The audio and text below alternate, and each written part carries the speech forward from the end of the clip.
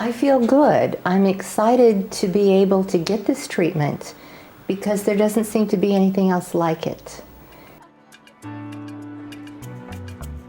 And I have taken various chemo drugs, but they haven't addressed my ascites. So I'm very anxious to have a drug that is specifically for ascites. Do you have any fears because something happened which is not so nice? Not really. I think with ovarian cancer, the fears come with the initial surgery and many of the chemo drugs that are very toxic. This seems to be much less aggressive than a chemo drug. So I really have no concerns about that. The only concern is that it simply doesn't work. But that's our concern with any drug we take.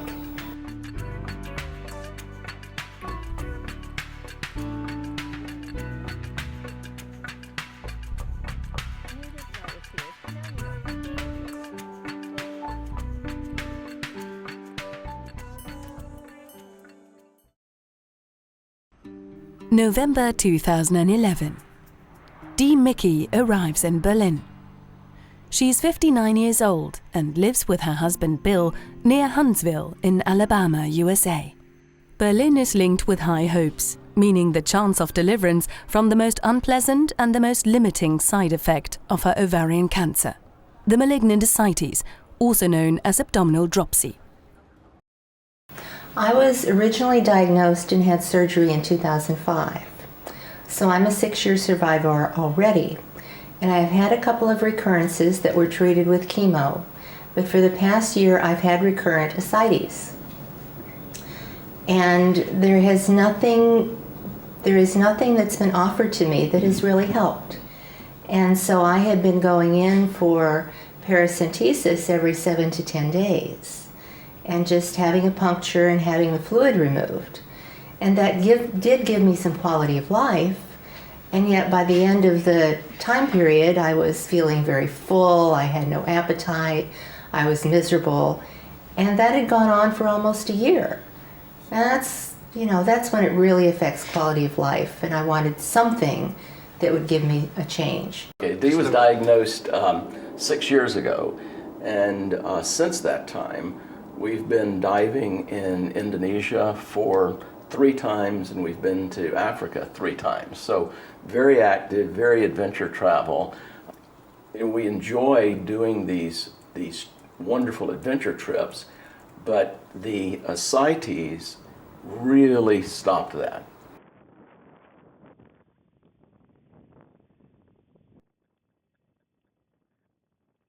One of our just daily activities was walking with the dogs for an hour or so.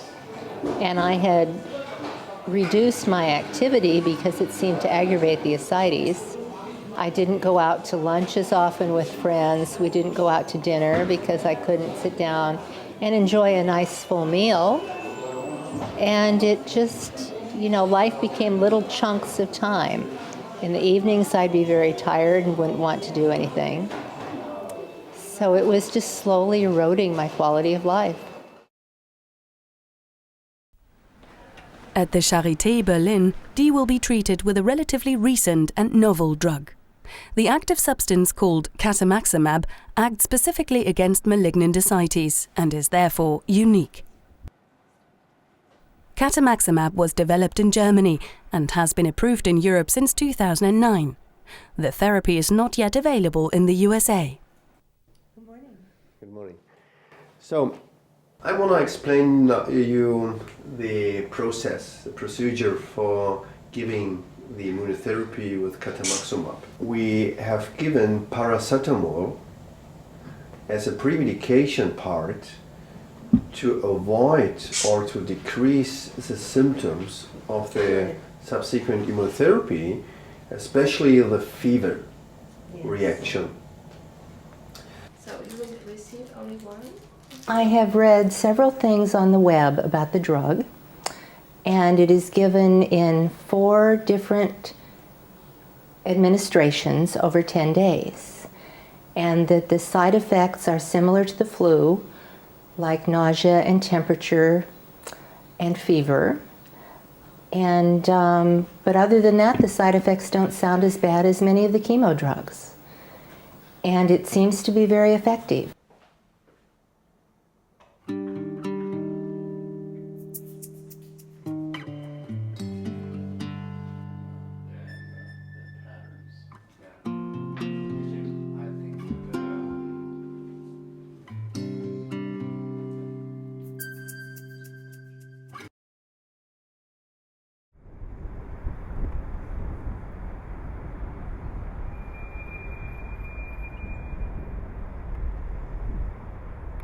I'm feeling better and better. In the middle of the night, I started having a reaction, some nausea, a little bit of vomiting, and that was pretty well kept under control with post-treatment drugs. And then I had some abdominal pain, and again, pain medication for that. So I knew the drug was working, but we also had side effects to control.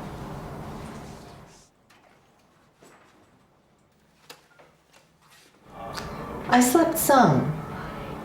I slept some early in the evening and got some good rest. And then when I was nauseous, I would drift into sleep and out again. I would say that it's much less than normal chemotherapy, that it was simply nausea like the flu. It wasn't an allergic reaction that really involves the whole system. So it was very manageable. Yes. Okay. Okay, see you Sunday. If there are any problems in between, please come. Then Yes. Before Okay. Sunday. Do you have a phone number? Yes. The first step, the first of 4 Catumaxomab administrations, is done. Dee is happy that the side effects are milder than expected. After 3 days, she feels strong enough and is looking forward to taking a little walk in Berlin. Also time to think about the disease ovarian cancer and the role of the ascites. Because to her, the ascites nearly feels like a disease of its own, a view also shared by many experts. Professor Sahuli has mentioned some chemo combinations that I haven't tried, but chemo generally hasn't been effective for me. And because it's such a mysterious disease yet, and many doctors say it could be 50 or 100 different diseases, and we just don't know that, I want to see what the treatment does for the ascites and then go from there. Maybe the ascites is my disease. Who knows?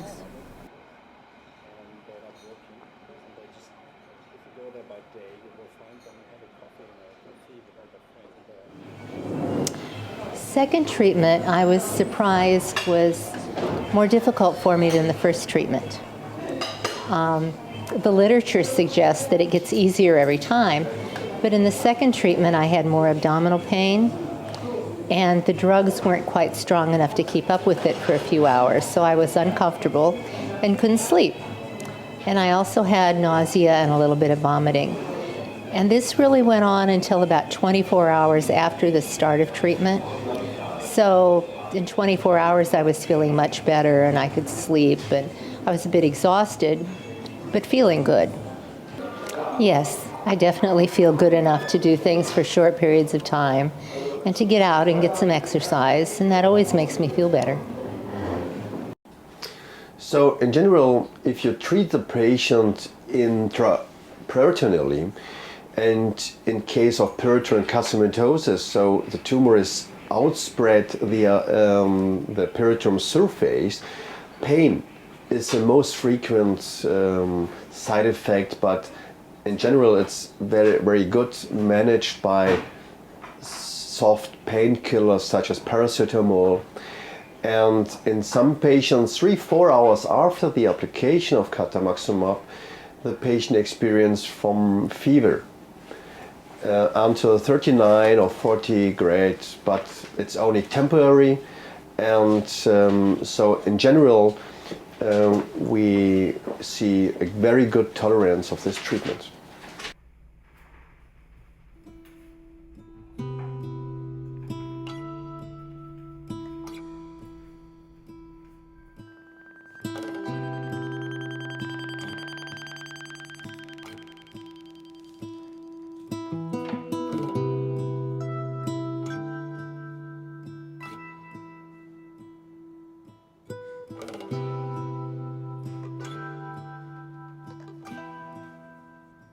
Yes, I keep a diary to remember what happened every day. Because unless I do, the days all run together. Do you write in your diary since the day that you got the diagnosis, or? No, just when I do treatments. As in coming here in this whole experience to remember exactly what treatments were done in what order.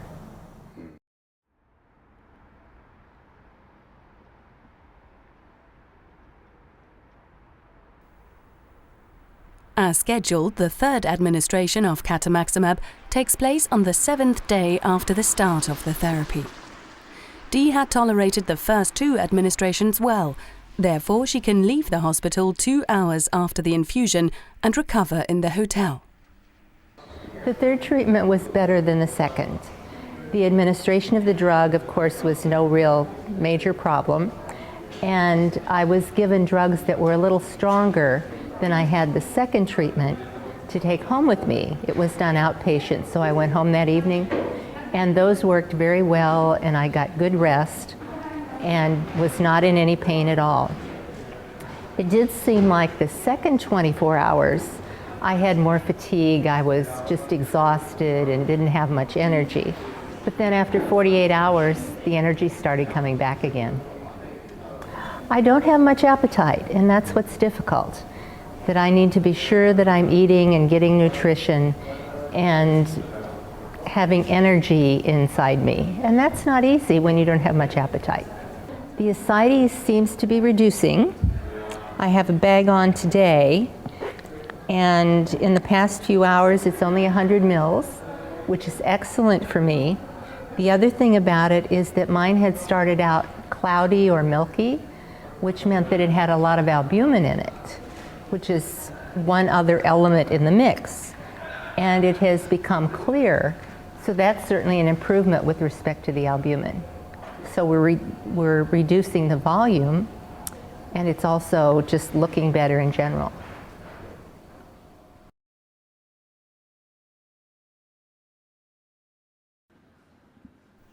On the 10th day after the start of therapy, the 4th and last administration of Catumaxomab is scheduled. As always, Dee and Bill arrive on time at 9 a.m. at the Charité. But this time, things are different. The first thing that they always do on the day of treatment is do blood values. So they drew blood, and a couple hours later when it came back, my liver enzymes were elevated. So they suggested delaying treatment a day. They also did an ultrasound to look at the liver to make sure there weren't any abnormalities. So how was your feeling when you got the information that you can't get treatment today? Well, it was very much mixed because I was so ready for the last treatment.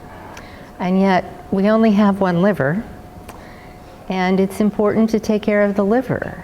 So I really can't be upset about that because we're doing the smart thing.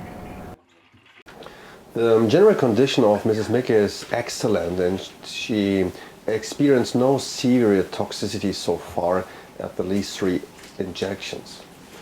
But nevertheless, routinely we take drawn blood, and we have seen some increasement of liver enzymes, so that we did an ultrasound to exclude any severe complication. And you can see in this ultrasound figure she has some stones in the gallbladder, but there's no severe complication in the liver.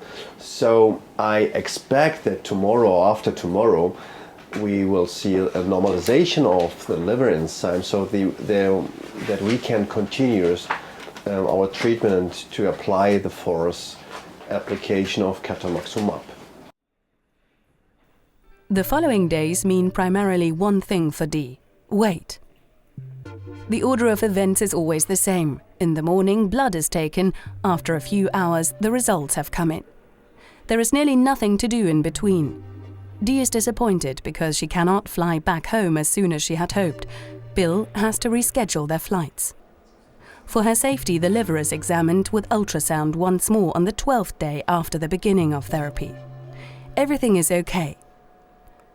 The increase in liver values is a well-known and transient side effect of Catumaxomab therapy and indicates a temporary impairment which will resolve without permanent damage.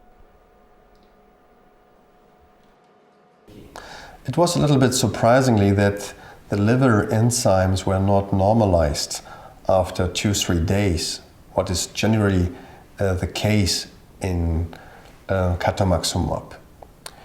In the case of Mrs. Mickey, we have to delay the treatment for some days. But that's no problem because we know that we have a time frame of 20 days to give the full application of Catumaxomab without compromising the efficacy.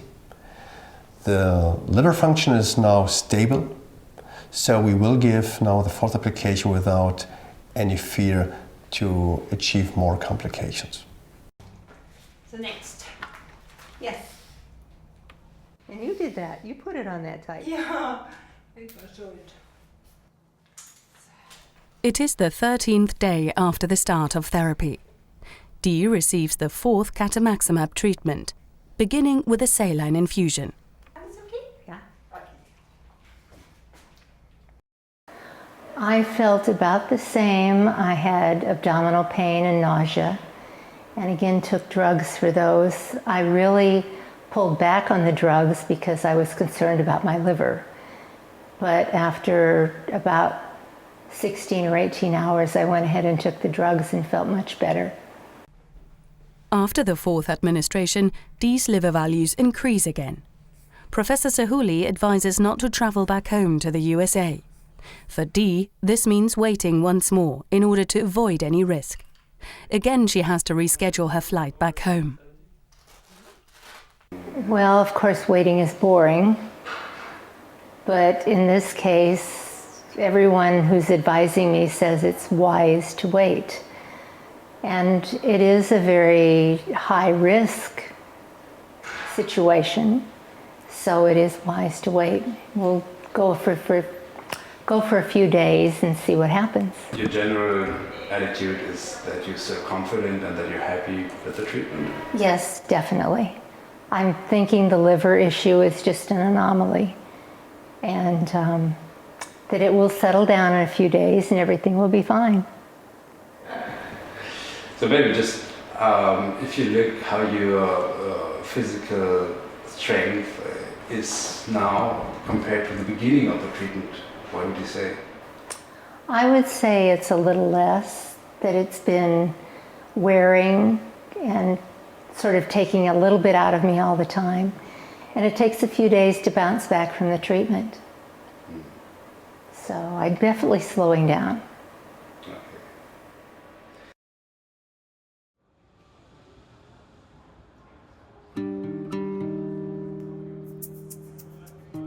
Then, finally, the sign of deliverance. On the 20th day after the start of therapy, the liver values decrease. Dee and Bill fly back home. Dee is looking forward to her familiar environment, her friends and her dog. But above all, she's glad that she has tolerated the therapy well.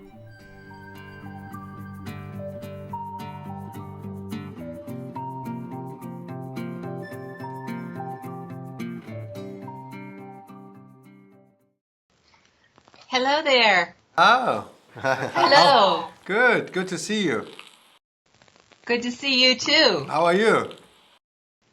I'm doing much better. I'm still a little weary and short of breath occasionally, but my energy's starting to come back. I'm only asking regarding your abdominal discomfort. Is there any feeling by yourself that ascites again increasing?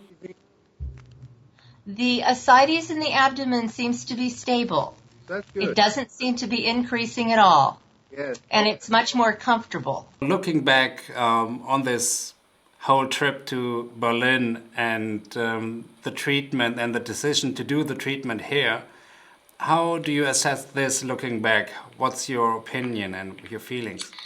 Well, I think it was a wise decision. It certainly turned out to be a longer and more involved process than I'd expected, but I think everything was done with great attention to detail And we made sure we did first things first before proceeding to the next step of the treatment. And it was essential that I be working with doctors that had experience with the drugs and with the side effects and knew what to expect.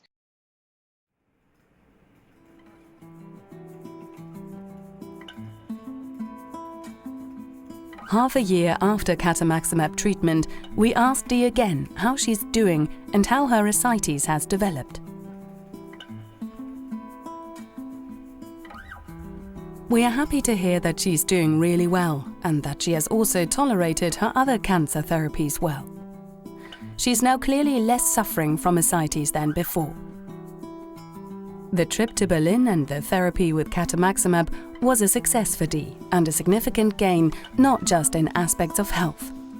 By the Liberty One, things are possible again that do so much to enrich life for her and her husband.